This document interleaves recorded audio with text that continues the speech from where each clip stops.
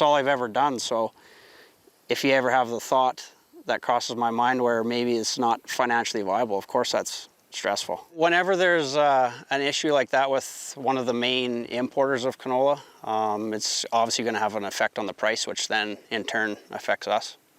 Because when we grow a crop like this, that's expensive to grow, and we've got it to a point where we have the maximum amount of dollars put into this crop, and then an announcement like that just essentially dropped 50 cents a bushel right off the top.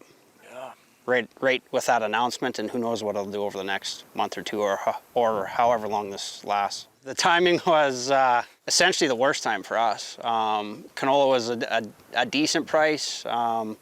We've pre-sold a little bit, but not a whole lot, because we didn't want to overextend ourselves. Essentially, we wanted to wait until we saw what type of crop we had. So we're not as protected as I would have hoped, but we didn't necessarily see this coming. So how do you protect against something that you don't know is about to happen, type of thing? It requires a lot of fertilizer. Fertilizer prices are higher. The tariffs have an effect on them.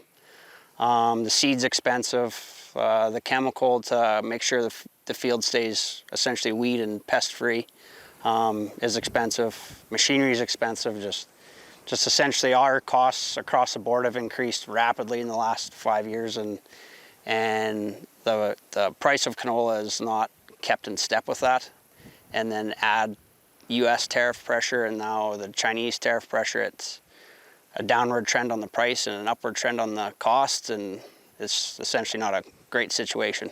Like, just for instance, urea prices today are $800 a ton, and not that long ago I paid $350 a ton.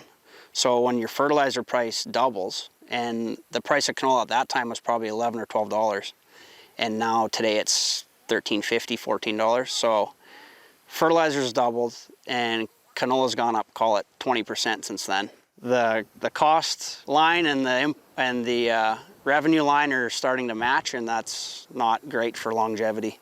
You're concerned about, will you have enough money to operate in the future? Yeah, it's like every other small business. When the revenue and the expenses are starting to amount to about the same, it makes everything more difficult. And when you add difficulty in a business that you're into as deep as we are into farming, like, of course it's stressful.